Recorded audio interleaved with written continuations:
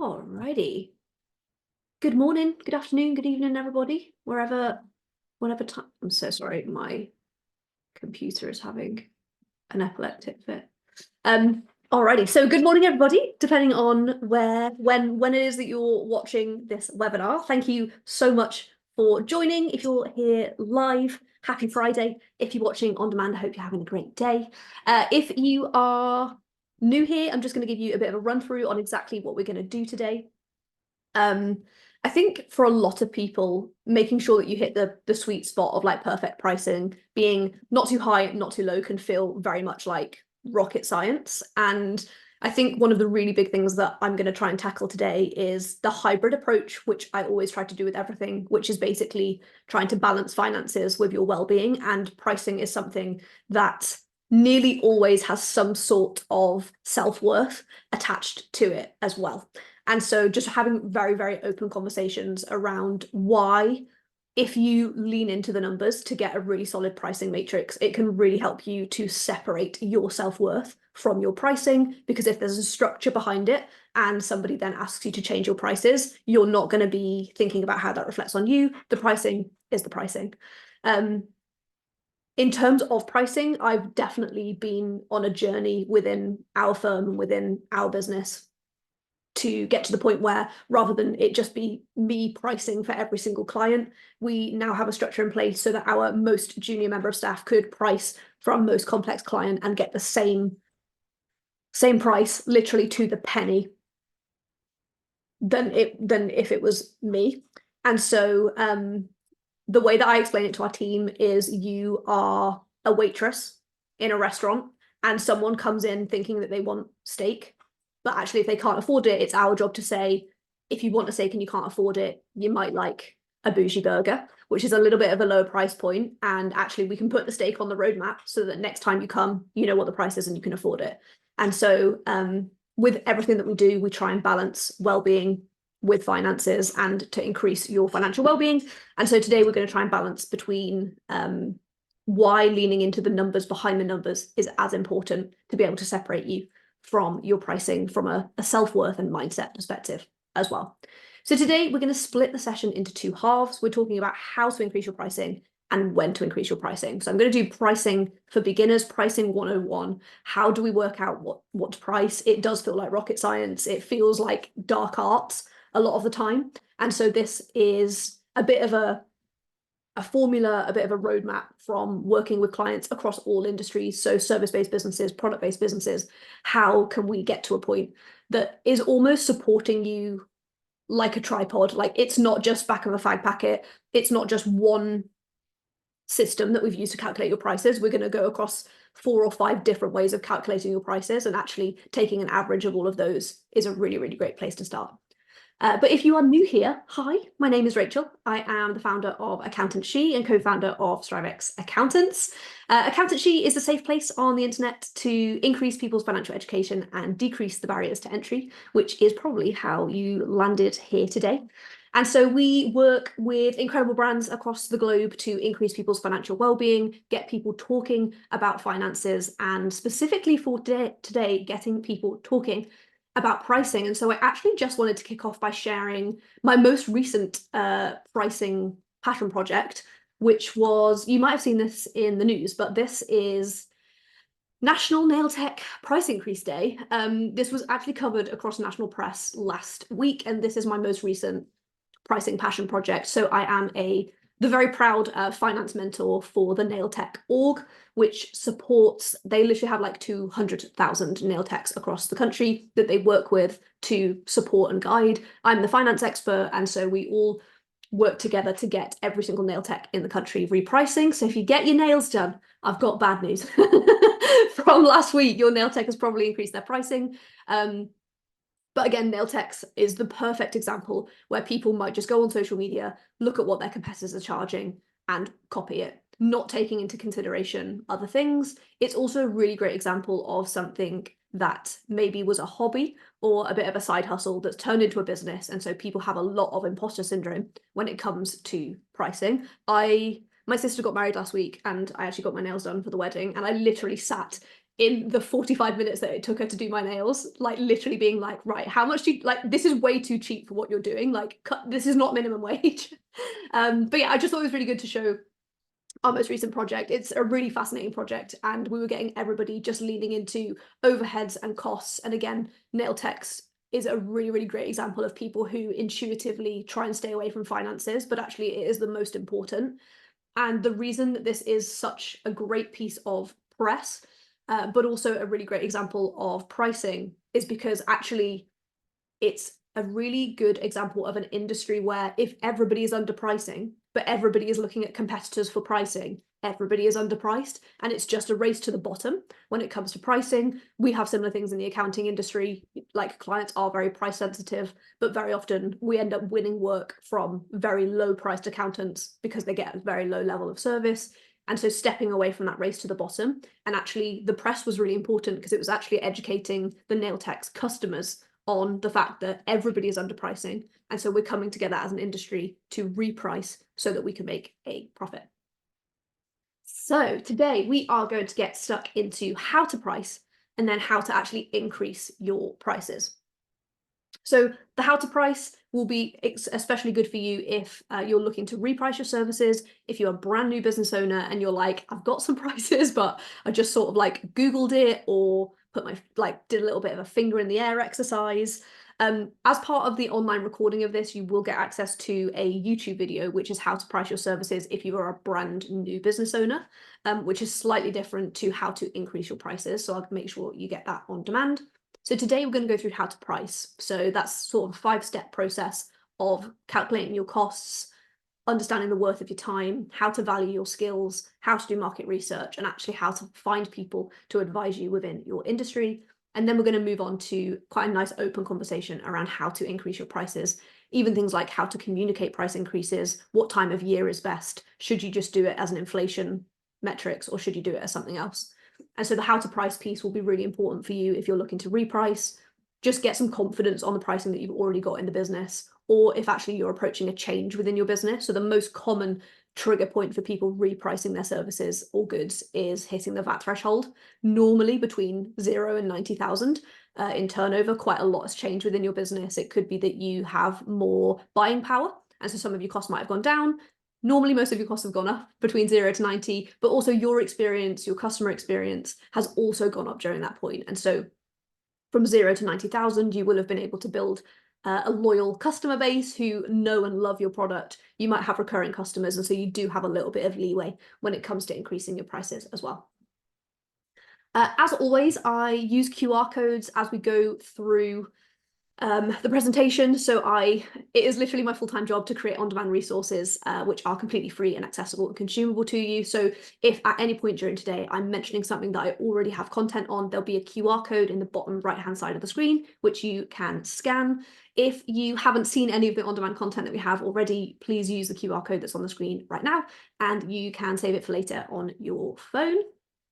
But I just wanted to kick off by asking you a couple of questions for you to pop the answers in the chat. So the first question is, what industry do you work in? We've got some clients on the call, but also like from people's email addresses that signed up, I was like trying to work out what everyone does. So if you could pop in the chat what you do for everyone that's on demand, I'll call out the answers that we've got in the room. So Jess is in the wedding industry.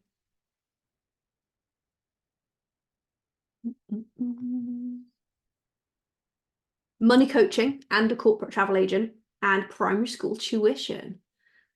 Oh, this is so interesting because I feel like even those industries, wedding industry, I feel like people think, oh, you probably just add zeros onto the end of your price because you're in the wedding industry. I bet everyone says that to you all of the time. Money coaching, travel agent, and then primary school tuition. So even that's super interesting. So whenever we're thinking about pricing, we have to think about who our customers are, and primary school tuition is quite a sensitive price point. It's quite a sensitive customer base. We actually have quite a few other clients who work in the sort of maths and tuition space, and again, that's super interesting. And I end up realizing that lots of people end up tutoring people who have the resources to get tuition and desperately wishing that they could access the people who can't afford tuition as well. And it's super, super interesting. So the next question is, when did you last increase your prices? It's time for a walk of shame, everybody. I feel like some people are really, really good at it, and some people are terrible. Okay, Jess said yesterday. Kelly said 2 years ago. Alrighty. I'm waiting for Sam. Okay, that's a spectrum from 2 years to yesterday. Sam never. Kind of did. I shortened my program and made it slightly higher. Alrighty. Cool. Okay. These are all just really, really good examples of like how people approach pricing. So some people are scared of pricing. Some people are scared to increase their pricing. I think one of the biggest things that I would encourage you to reflect on before or after we do this deep dive is, how does your pricing make you feel? It would be a lie if I said that like my self-worth wasn't attached to pricing, but it's definitely a muscle that you can grow and build over time. And so I'm much less, I take it much less personally now if people say they can't afford our service. And I think something that can really help is to have a solid understanding of your value proposition. And I think actually, as my understanding of our value proposition has increased, my confidence with pricing has also increased. So rather than just giving a number, actually I'm able to give a number and say, this is what you get for your money. And so actually, if somebody can't afford it or they want a lower price point, actually they're going to get a lower value proposition, and that's fine. We'll probably end up winning that work in 2 years' time when they've tolerated someone at a lower price point with a lower service offering, and their needs then increase. So the first thing that we're going to get stuck into is market research, because lots of different factors go into pricing, and it's really important to build and keep your own confidence when it comes to pricing. But a really, really good place to start is essential when understanding how you're doing your pricing, but also where your pricing sits within the market. So there are general market rates that people expect to pay. Again, if we use nail technicians as an example, why would you pay £70 in one place when you could get a similar product for £40 somewhere else? So that's a really good example of why market research is really important, whilst also understanding that you are in your own lane, especially when it comes to the value proposition. So if I take the example of my nails, the nails that this lady did for my sister on her wedding day were above and beyond anything that I've ever seen before. Like, it is literally like artwork. My sister can take a Pinterest picture and she just recreates it. And so it's really important to have an understanding of the wider market, but then also understand where you sit within that market. So there's obviously general market rates that people would expect to pay, but then also when we're looking at market research, understanding local variances shouldn't be ignored. And so if you're doing market research and you are a nail tech and you live in a small town in Oxfordshire, versus being a nail tech in London city centre, it's really important to understand the market as a whole, but also your local variances.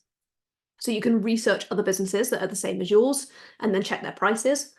And the general rule of thumb is to charge somewhere in the range of what you're looking at, in line with your value proposition. And this is a really good point to mention, that actually pricing too low can be a huge red flag. So early on in our business, I now offer lots and lots of resources to help other accountants with issues like this. And as part of that, I used to mentor people who were a little bit earlier on in their journey than me. And at one point I had a mentee who, we had the same prospect inquire with both of us. And it was super, super interesting. So we literally both took this prospect through the process. They both had an onboarding call and we both quoted. And our fees at that point were 3 times hers. She was underpricing so much. And we ended up winning the work. And I said to her, like, you need to go back and ask for feedback. And they literally said to her, you were so low, it made me distrust you. And so it's so important to not only ask people for feedback who don't engage with your services, but also really, really recognize that being too cheap can lower your perceived standards and the trust that your customers have in you. And then again, going too high can make it more difficult to attract clients, but not if you have a very clear value proposition. And I'd say we're a good example of that. Like, we have a very clear value proposition.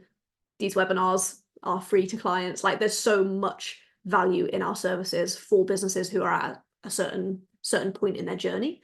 And so confidence in that, confidence in your offering can really, really help you. So market research is something that we do within our business every single year.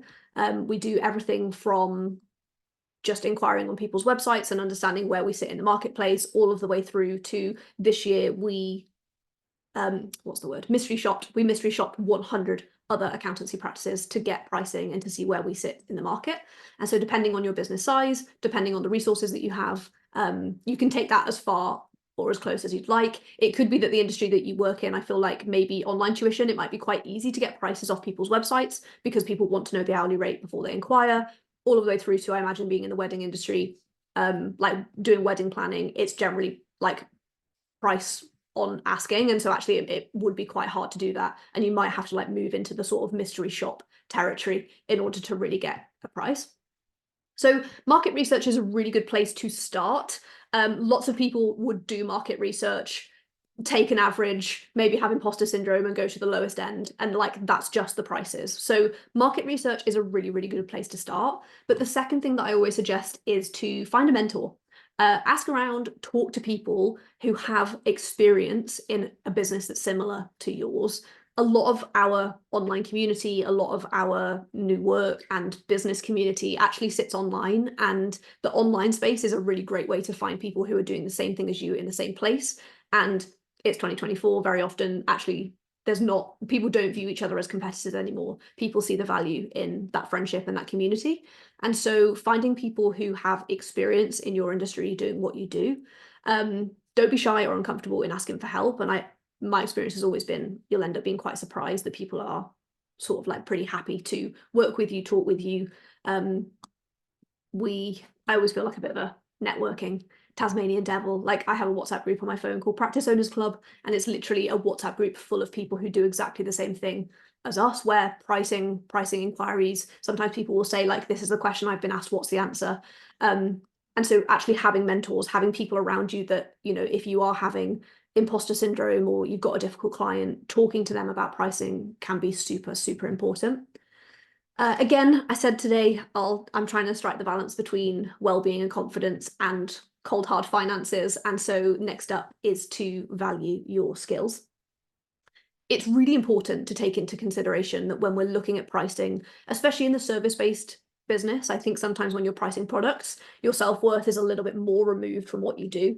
But when it is literally you and you're selling your services, it feels much more attached to you as a person. And so it's really important to keep in mind when you're pricing services, when you're trying to get to maybe an hourly rate and you're literally exchanging your time for money, you're not just putting a price on your time, you're putting a price on two things. So it's not a price on your time, it's a price on the impact that you can deliver. So for example, this session, if someone wanted a pricing sort of consulting hour-long session, I'm not going to price that for my time. Like, people paid £25 to join this webinar, they'll pay to buy it on demand. I'm not pricing for my time, I'm pricing for the impact that I can have on your business. And fundamentally, the annual impact that this would have on your business by you increasing your pricing, depending on the nature of your business, would range from the thousands to the hundreds of thousands in your business. And so the first thing is that you're pricing for the impact that you can have on the client. Again, that's quite easy sometimes to justify in the accounting industry, like, we're increasing people's profit, we're decreasing their tax, we're increasing their business sustainability, we're increasing the valuation of their business, we're increasing their confidence and knowledge within their finances.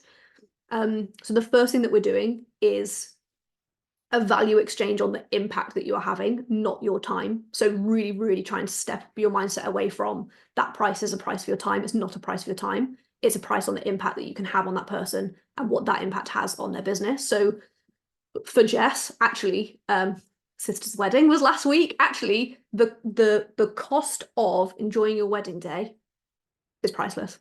Like, that is what people are paying for. They want on the day, hands-on peace of mind that they can go to their wedding day and enjoy it. Like, that is a completely intangible thing to measure. But actually that puts you at a very high price point. And like, that's what you're selling, right? Like, that's when, if you're on calls with people, you're not like, right, my hourly rate is blah, blah, blah. Like, you're selling the dream. You're selling, this is wedding option number 1 without me, and this is wedding option 2 with me. That's what you're selling. And that's like, I imagine in the 4, 5, 6 figure business, like, you're selling the impact that you have on that person, not, you know, £25 an hour.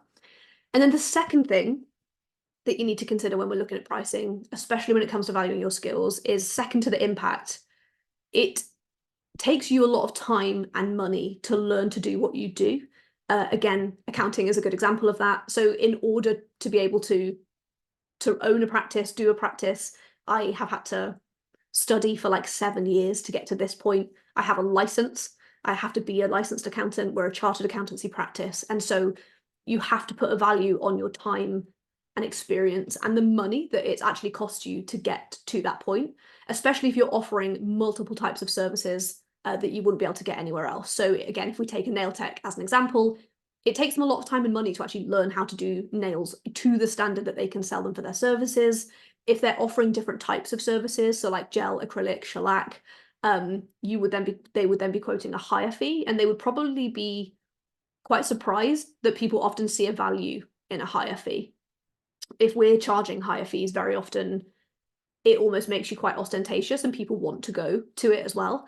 And the conversation I was having while this lady was doing my nails was, I don't view getting my nails done as a chore. Like, it's actually something that I really look forward to. I really enjoy. Like, it's something that I want to spend money on. I allocate a budget. I do a quality of life audit every year, and I put money aside every month to get my nails done. And actually going somewhere that's really nice, and that being at a higher price point almost is part of that like self-care element of it to me as well. And so the third element that we're looking at is valuing your skills. That impact piece is probably the most important thing I could say to someone that is a service-based business owner, is the price that you're putting on your time is nothing to do with your hourly rate. It is based on impact. And then the second is you have to have an understanding of all of the training and development that is taking you to get to that point. Accounting is a really good example of that. Like, you could go to a cheaper accountant, but it could be that they're not qualified. Like, being an accountant isn't regulated in the UK, so you can trade, you can set up, and it's not a protected term. So you have to be a doctor to say that you're a doctor. You don't have to be an accountant to say that you're an accountant. And so we would be a lot more expensive than someone who is not qualified. So we've done value your skills. Now we're getting into the juicy stuff. So the fourth is time is money. And so it's really important to not forget that costs go up with time. As the world moves on, we're currently in a cost of living crisis. Prices continue to rise. So buying new equipment, finding quality products, maintaining your expenses that don't stay the same means that your prices should also not stay the same. So people are literally expecting costs to go up over time. And I think that's something that very often people forget. We've just done some requoting for our like bookkeeping and VAT services, and actually in every email I made sure to tell the clients we actually haven't increased your prices for 2 years, because actually like people expect prices to go up, and I think that can really help you to like zoom out and understand where you're at. Like, actually telling your customers, I can't remember who it was that said they haven't increased their prices for 2 years. Like, tell your customers, I haven't increased my prices for 2 years, but the world has still moved on. Like, time is still money, and with time costs go up. So it's really important to make sure that as part of your financial well-being routine, you have something in your diary every 6 months, every 12 months to analyze your costs and review whether or not your prices are going up. I'd say 6 months is probably as frequently as you would want. You wouldn't want to be reviewing your prices more frequently than that unless you worked in a very niche industry. So like an annual increase or a 6 monthly increase isn't unfair. I'd say annually is where most people's sweet spot is. But again, it's really, really important to make sure that at least every 12 months you are reviewing your prices. It could be that you review your prices every 6 months, but put them up every 12 months, and you're just constantly preparing for that. And then now we're going to get stuck into actually how to calculate your costs, because up until this point, a lot of it's been sort of mindset-y. Where do I sit in the landscape as market research? Finding a mentor for someone to support you and where you sit in the industry and your value proposition, how to value your skills, and then also understanding that costs increase over time. A lot of that is like general confidence building and understanding your worth. But now we're going to take a bit of a deep dive into how to calculate your costs. If you're here live, don't panic. The point of today is to sit back, relax, and be present. And then when you get this on demand, you can actually go through and like follow every step one by one and like pause the video as you go. So we're going to take a deep dive into how to calculate your costs. And so the first thing that we want to do is to look at an average month. If you are a seasonal business, I would recommend averaging 12 months. But if you're not a seasonal business, so again, nail techs, summer and Christmas, like the holidays where people want the holiday nails. Is very, very seasonal. Tuition is a really great example of a seasonal business, but and again, weddings, lots of seasonal businesses.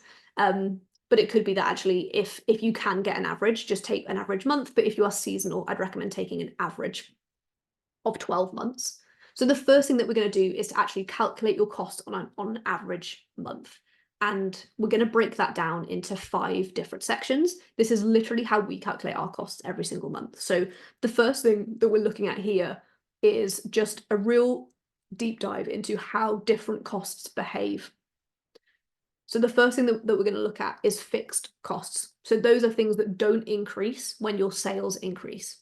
So if you were a product-based business and you had a warehouse, that would be a fixed cost. Like the amount of products that you sell doesn't increase with that over time. So fixed costs are things like rates, business rates, maybe your accounting fees.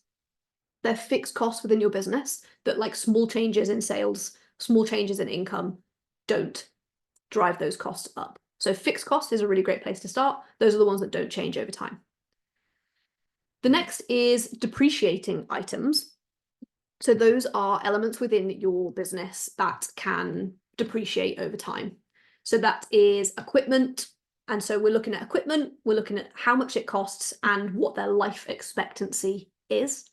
So we're just going to take the cost of that product and divide it by the life expectancy. So if I look at my laptop right now, I have a laptop that was maybe worth £1,000. I'd expect that to last 5 years. And so I'm going to include £200 divided by 12 every single month. As an accountant, depreciating items is something that people very often overlook when they are reviewing their pricing. So very often they would just look at sort of like the profit and loss items, the cash in and the cash out, whereas actually depreciating items are a really important part of running a business. If I was scaling and I had to hire a new member of staff, I would have to have extra equipment. And so that's something that I can incorporate into my future plans.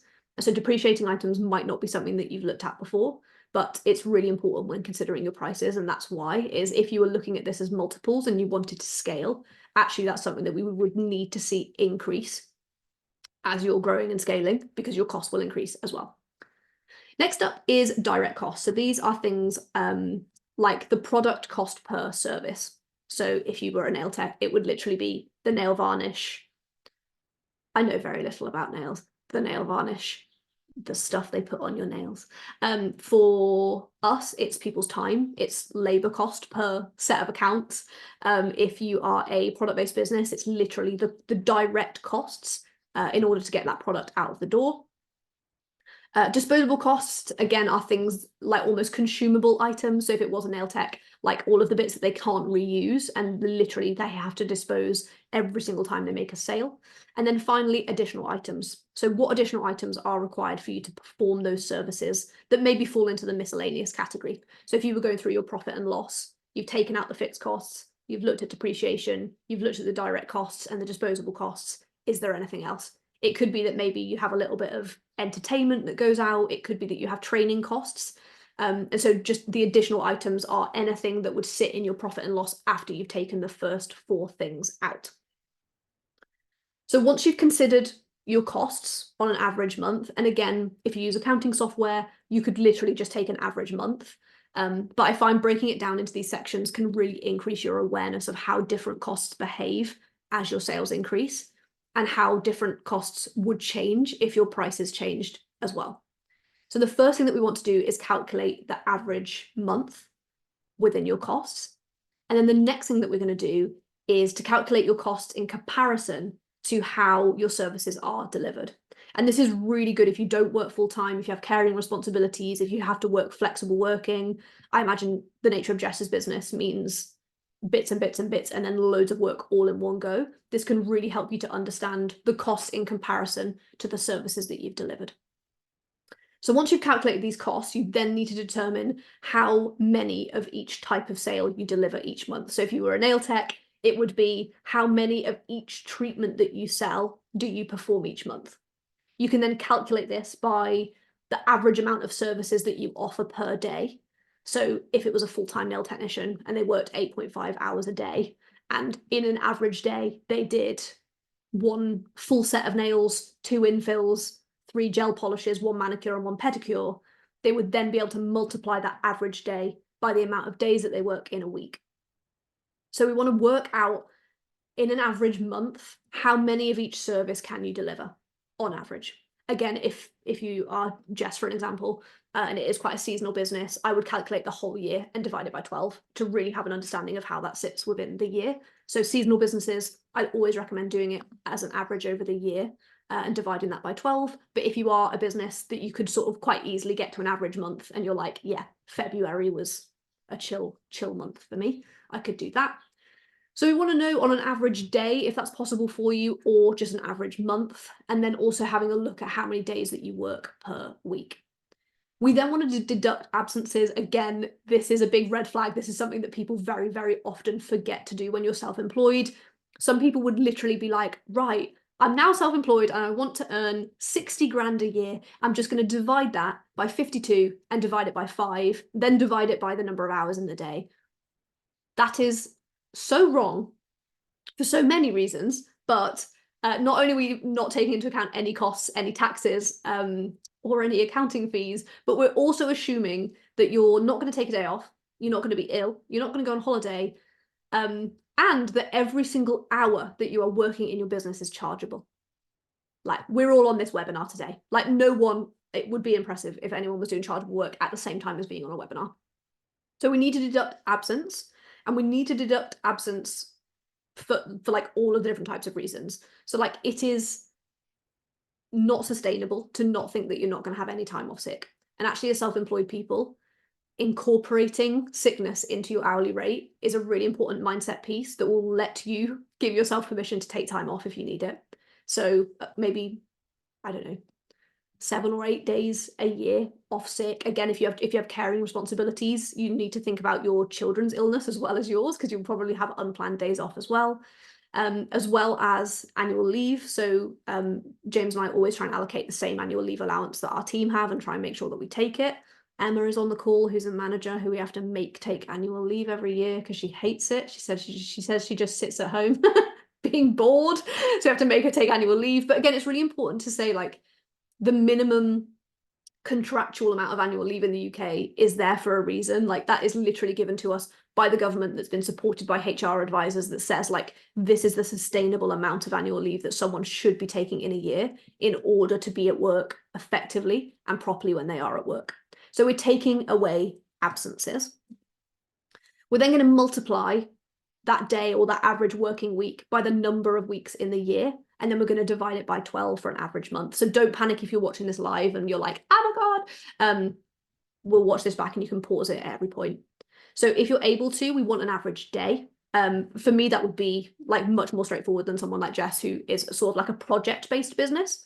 So in an average day, I would want to consider what my ideal day looks like. And this is a really good opportunity as a self-employed person to think about your ideal day.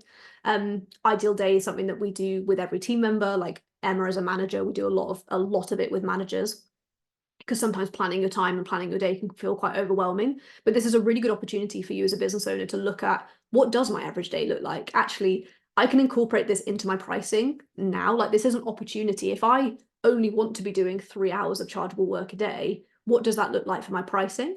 Again, sustainability. If you were a therapist, it would be literally impossible to do any more than, I would imagine, 3 sessions a day. Like, that's so draining. It's not sustainable. You couldn't have a sort of like a one-to-one service-based business where you are literally back-to-back doing 7 chargeable hours a day. So it's not only a great opportunity to think about your well-being, but it's also a really great opportunity to think about, what does my ideal day look like, and how many chargeable hours per day do I need to have in order to sustain this? As a follow-up, we'll include in the pack our quality of life audit. So every single year, James and I do a quality of life audit, which is where before we do any financial forecasting for the business, we do a quality of life review in our personal life, and we use that to set the financial goals for our business. Because very often people will come on strategy sessions with me and say, I want to hit 100 grand turnover. And actually, once we followed the process of a quality of life audit, they actually get to the point where they say, I would actually really like to make what I made this year, but work a third less, after they reviewed sort of the impact that being a business owner has had on their personal life.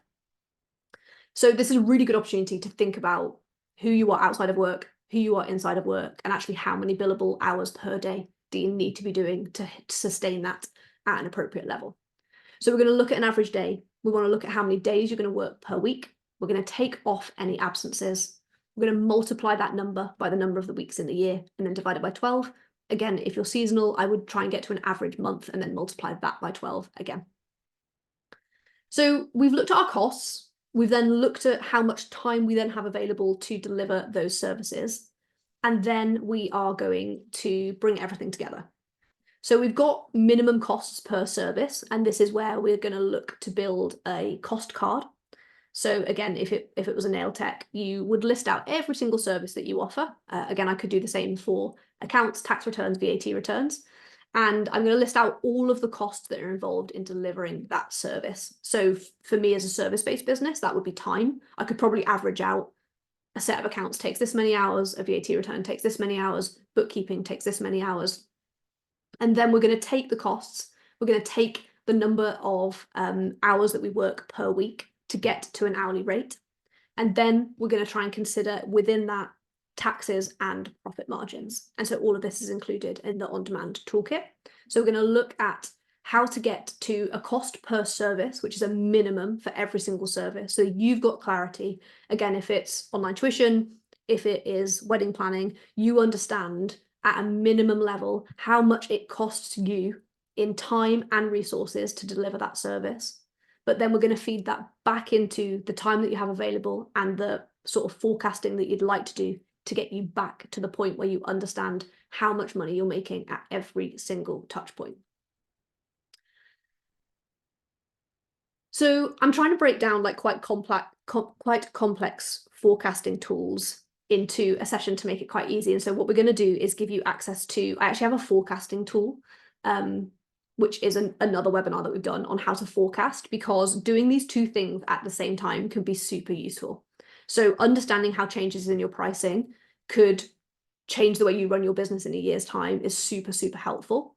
So I really, really recommend starting with how to increase your pricing and then doing the how to forecast session as well. So you can then take your new hourly rates, take your new pricing, put them into forecasting, extrapolate your costs over time, and then you'll have an idea of profit and tax over time as well. So when we're looking at pricing, we're considering market research and where we sit in the market. We're considering finding people who are our peers or our mentors within the industry to have a look at how we sit. We want to value our skills and understand our value proposition as a business or as an individual. Jess is a perfect example of someone where it's quite easy to charge a high price point because what you are giving that person is so measurable. Like if you speak to someone that's had a bad wedding day versus someone that's had a Jess wedding day, they will be incomparable. Like it's so easy to sell that dream to someone at a high price point. The next thing is understanding how costs change over time and to really lean into the fact that people do expect prices to increase over time. Then we're doing a deep dive into costs. So you have to have confidence, you have to have an understanding of how much it costs you to deliver each service, how the different costs behave within your business, so fixed costs, depreciated costs, direct costs, and then how to increase your prices within your time and your money. So again, doing quality of life audits and looking at, actually, is it that I want to increase my prices so that I can generate more income? Or is it I want to increase my prices so I can have more balance? Or, you know, I found that in the last year, I calculated my prices on the basis that I wouldn't have to take much time off, but actually my kids have been really ill, or like, it's just not, I'm not able to do the amount of billable work per day or per week that I was thinking I was going to. And so reincorporating that into your pricing is super important. We'll then get to the point that you've got clear understanding of how much it costs you to deliver every single service as a minimum by doing the cost review. You'll then understand how many hours that you need to work in a week, and then we can then feed into tax and profit margins. So once you've done those things, it's then how do we actually increase our prices? And there's no general rule for it. And I think even with the people that we've got on the call live, the way that you work with your customers is quite different. So if we take Jess for an example, it would be much easier for Jess to increase her prices because she sees her customers, I imagine, unless something drastic happens and they get divorced and remarried, they generally see their customers want. So if you're seeing your customers once and you increase your prices, the people who are coming to you as new customers don't really know. Maybe they've been recommended to a friend. They don't really know how much you were charging before. So it's much easier for you to say £10 million, please, when you were charging the person before £100. That's much easier than if you're a tuition business, if you're an accountant, if you're seeing your customers monthly, quarterly, annually, and you're increasing your prices, that is a very different conversation to have. And so how to increase your prices, I'll sort of direct this from our experience, which is recurring customers, because it is much easier if they are one-off customers to do that. And it could be that you're somewhere in between. Maybe you're a product-based business who gets recurring customers, but they're not retained customers. That's almost like our business model as well, where you're having to sort of translate them as well. And so there's not huge rules when it comes to increasing your prices. I think increasing your prices in line with your core values is really important. So for us, like, we'll always try and explain first, like, not just send people fee increases, but actually explain why. So all of our pricing is done on like the volume of transactions, the turnover of the business. And so we'll always try and translate price increases back to why it's actually increased. And so if someone's turnover threshold has gone up or the volume of transactions that we're looking at has gone up, we'll always say, like, when we quoted for you, this was the situation. The good news is your business has grown since then. And so our work has increased since then. And so your prices are increasing to this. So explaining the why is really important. Over communicating, and this was a conversation Emma and I were having yesterday, over communicating if the price will change again in the future. So if we had someone who did bookkeeping with us and they've gone up from sort of the 1 to 50 transactions a month, they've gone into 50 to 100, we would say to them, you're now in the 50 to 100, and so your price is going to be this. Just to let you know, that price won't change again until your monthly transactions move into the 100 to 200. So trying to like over communicate, it's changed, this is why, and this is when it's going to change again. Again, our business model is different to things like tuition. People do expect prices to increase over time, but tying those price increases back to core values is always a really, really good place to start, because your core values are why those people have chosen to work with you in the first place. So for us, that's like honesty, transparency, integrity, over communicating, and then offering people solutions. So if we do a price increase, and we have to email because someone's busy and it's not a conversation over the phone, we'll always invite them to a fee review meeting where we're able to say, like, again, this is the menu of services. If that's your price point, we can definitely find something that works for you. But based on where you're at right now, this is what the fee increase is going to be. So always offering people an opportunity to talk. If it was tuition and that price has increased and someone has a fixed budget, it could be that they just decrease the frequency. Again, you're a waitress in a menu and you're not responsible for their budget. You just have an offering of services that you are there to sort of say, oh, like, either we've got a deal on this, or you might want to consider this. And that, like, I don't know, that waitress in a restaurant has always sat well with me, because waitresses in restaurants don't get personally offended if someone comes in and they can't afford a certain type of food. Like, you just give them the menu, they look at it and they make a decision. And so whilst you can do all of those things with compassion, it's, if that is your budget, you need to change something else. So either decrease the frequency. So if someone was doing monthly bookkeeping and the fee was going up, they might just change it to quarterly. That's fine. They're still getting the same service, just more infrequently than they were before. And then from a compliance perspective, it's important to review any contract that they've signed. So for us, like, really over communicating, like, we have a letter of engagement, but it's based on the services. And so based on those services, this has changed. So just making sure from a contractual perspective, do you need people to re-sign engagement letters or contracts, and just really making sure that you understand where you sit from a compliance perspective as well. So I'd love to answer any questions that anyone's got. Everyone's been like frantically writing stuff down. But yeah, would love to answer any questions that you've got. I would love to hear from you if you're up for taking yourself off mute, but very, very happy to answer any questions that you've got in the chat as well.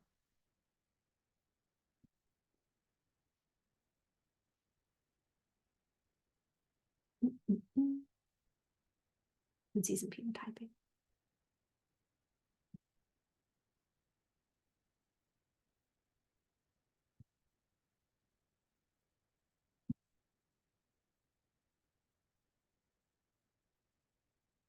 I'm excited to see what Callie thought of this, having not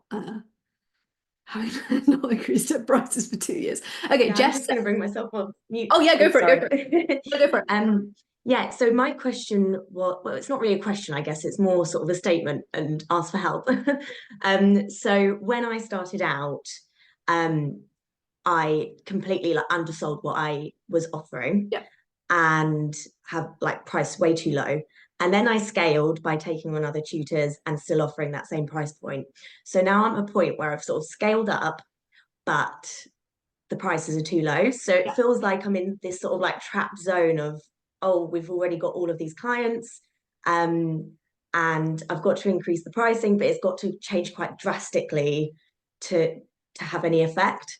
So yeah, so that's kind of where I'm at. So I just wondered if you had any advice for that sort of situation. of course. Yeah. So Mhm. I'd say I've literally worked with, I'm going to use other accountants as an example because I think it's quite similar to you, as in like you've got recurring customers.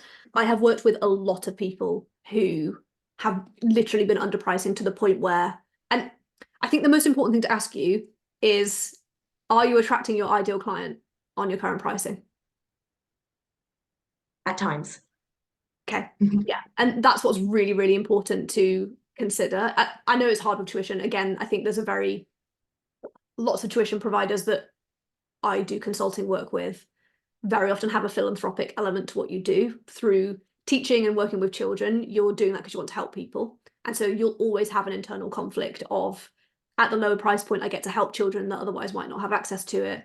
But actually, my argument back would be if you segmented that, you would have more opportunities to do more philanthropic work. So, like, we have a bursary scheme, for example. Yeah. I see other accountants saying, like, I want to do the same. And my first thing back to them is, like, you need to do you first before you can do those things. And, like, doing those things is fantastic and can be part of your long term goal. But you will never get to the point of delivering all of the warm and fuzzy stuff, all of the philanthropic stuff. Like, you will never get to that point where you can do it sustainably unless you have your core offering sorted. Um, Repricing is a really, so I would definitely recommend that you follow this process and try and work out how far away you think you are from where you should be.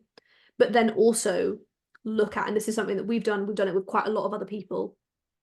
You can reprice, you can get to the point where you're like, okay, I think this is what my prices should be.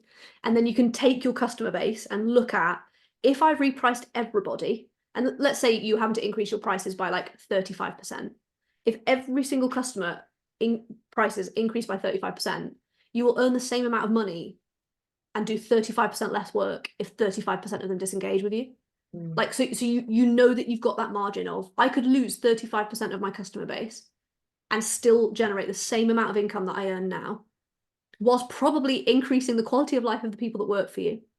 Because I think when you become an employer as well, like I got very, my imposter syndrome pricing decreased a lot when I started having a team. Like, I get quite like mama bear about the team and about, like, actually we want to be attracting people that want to pay the service level because they want to know that the team are well and happy and safe and looked after and getting paid like really good wages and like have a really nice working environment. And so lean into that, like almost separating it from you and it being for the team. Like, you could Mhm. literally be in a position where you're reducing their working hours by 35% and you are making the same amount of money.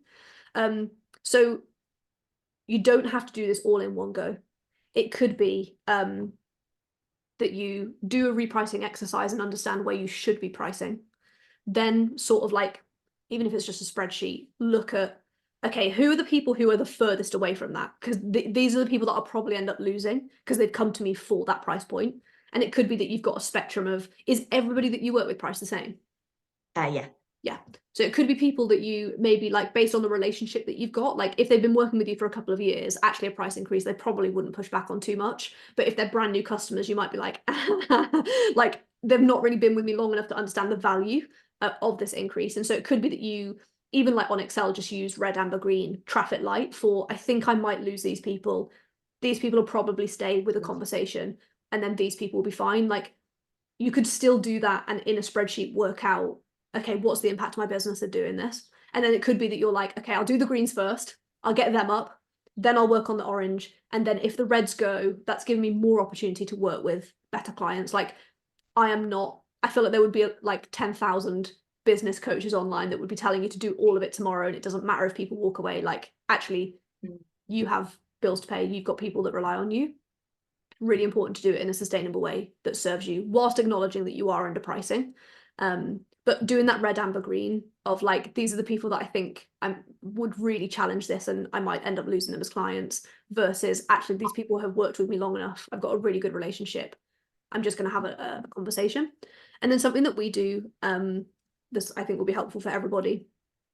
When I said that we email people to say like the prices are going up, but we'd love to invite you to a meeting. Within that meeting, it's not a fee review meeting. We do what's called a gloss review, which is where we say to them, like, what are your long-term goals? So again, intuition, what are your long-term goals? I want my child to be able to sit in 11 plus, or I want them to get through XYZ. I imagine it's 11 plus if it's primary school. So I want my child to do this. And like tying that to a long-term goal, again, Jess tying it to a long-term goal, like I want to have the wedding day of my dreams. Right. Okay. That's not specific to a price point. Your child getting into the school that they want, or like that actually is much less about cost and much more about the opportunities that you're giving that child. And so rather than just talking about price, opening that conversation up with, why did you start working with me? Like, what's the long-term goal? This is where you are now, and this is where you want to be. There's a couple of obstacles in the way. And so this is the amount of tuition that I think your child needs. These are the services that I'm now offering at the prices that I'm offering. If you can't afford that, would you like to decrease the consistency that you're having them? In which case that location is going to move further away. Or you can stick to the same and that location will stay the same. And it's really important to, like, in that scenario, you're putting it on the, I imagine it's the parent. You're putting that onto the parent of, this is where you are now and this is where you want to go. My prices are increasing, so we can either just lengthen the amount of time that you're doing that for, or we can stick it to the same and your price is increasing. And it's almost saying to them, do you want to change the deadline, or do you want it to stay the same? And so not just having a conversation around price, having that like, what's the end goal? Me and James recently accidentally fell into a hot tub showroom, and James is an absolute Labrador. He is the salesperson's dream. And the opening question from the guy was like, what has brought you, like, what's the end goal of a hot tub? Like, tell me, close your eyes, 10 out of 10. What is it? Is it a summer's day? Is there a barbecue? Like, he was selling the dream. And it's not about price. It's not about price, because if you're attaching it to the end goal, price is irrelevant. Like, I'm self-employed. I can work harder. Nothing is more important to me than this Labrador Retriever husband's end goal. Like, what is the goal? And so, yeah, I literally was like in the showroom, just like obsessed with this guy who was like absolutely selling the dream. He wasn't just like, right, this is the price of this one, this is the dimensions. He was like, close your eyes, it is a summer's day, there is a barbecue on. Like, and it's the same with weddings, with people's children. Like, nothing is more important than your child. Nothing is more important than getting them into school. And I think that is a really good example of, we do the same thing with gloss reviews. So goal, location, obstacle, services, and then sign up. So like, it's absolutely fine if you can't afford those prices. We've got two options. You could either find someone that does, but actually you chose to work with me because of the results that I can give you for your child.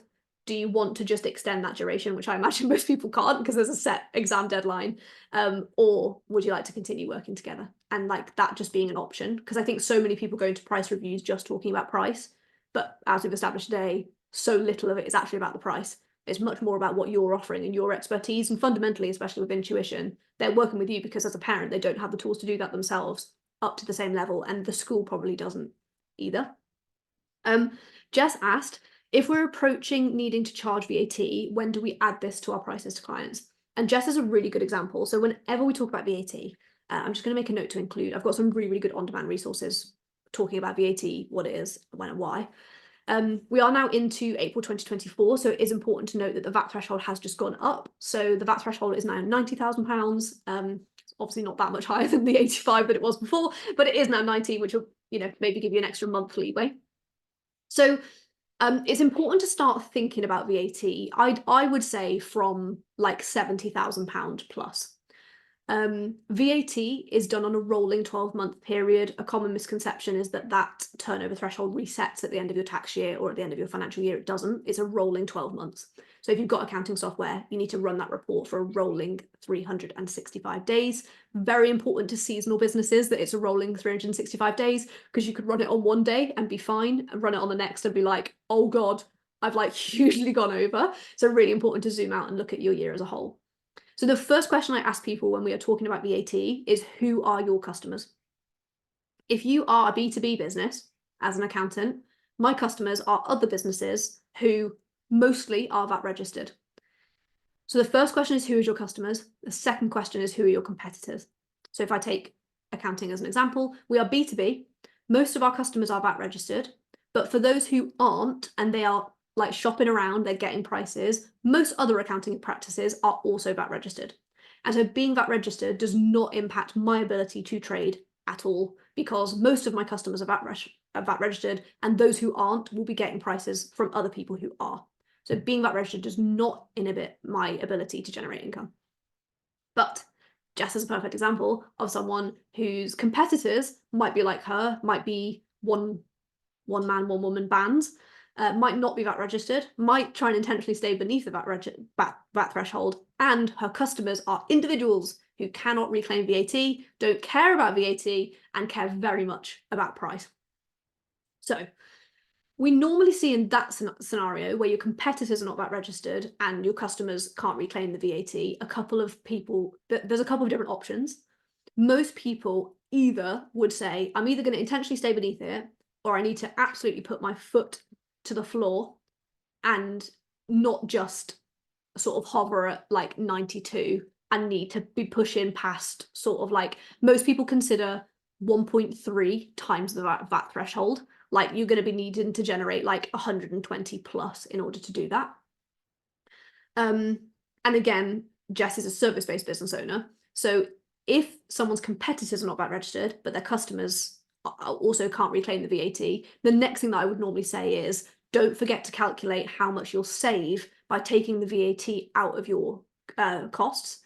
So at the moment, Jess, when you run a P&L in your accounting software, not only is your income not got VAT on it, but you also have to declare the full cost of all of your expenses in the profit and loss. So if something costs £120, it's £120.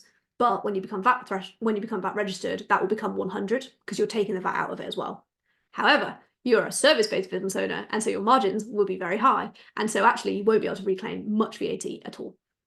So we can do something for you, which is where we can basically run a dummy VAT return for you. So we could run a VAT return for a quarter and say, if you were VAT registered in this quarter, this is what that would look like. And we'll basically be able to work out what your new profit margin would be if you were VAT registered. And that would then be able to give you a vibe check of, like, where am I going with this? Like, how much do I need to generate for that to then be worth it? But again, tying all of this to your long-term goals, like if you came to us and said, I'm really enjoying running this as a seasonal lifestyle business and like don't have huge plans to scale, most people would decide that the thing to do is to stay beneath the VAT threshold and stay there because that's the sweet spot. If you came and said, I want absolute world domination, I'm turning this into an agency, like I have huge scaling plans, that's a no-brainer. We just registered for VAT. We have to incorporate that in your pricing.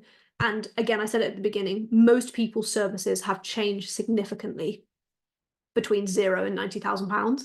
Like the service that you're offering at £90,000 turnover will be probably 4 or 5 times the value from what you've learned and your experience through getting there. And so normally between 0 and 90,000, it's a really good opportunity to review your prices anyway, but doing that with confidence. And that's why at 70,000, start the conversation with your accountant around what does registering for VAT look like, so that you feel confident.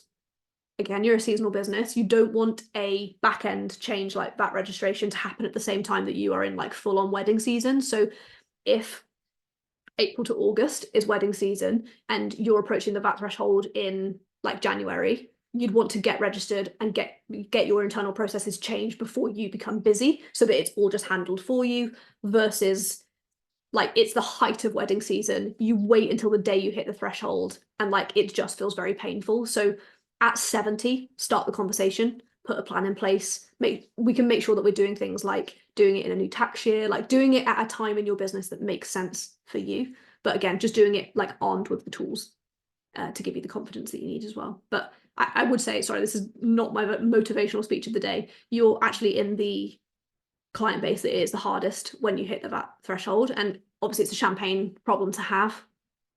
In the lovely Taylor Swift's words, it is a champagne problem to have because you're hitting the threshold. But again, your competitors probably aren't VAT registered, your customers cannot reclaim it, and you don't have huge expenses.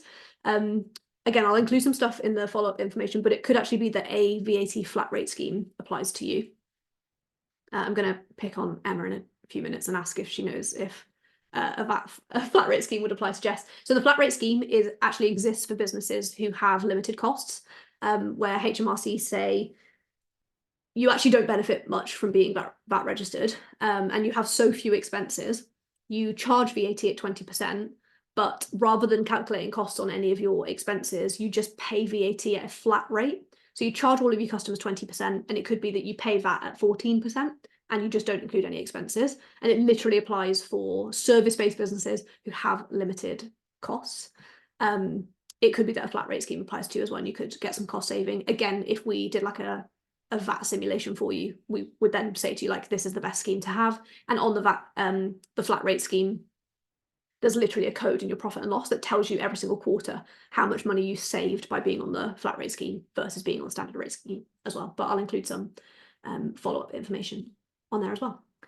But yeah, any more questions before we move on onto some Friday networking? I'm just gonna stop the recording.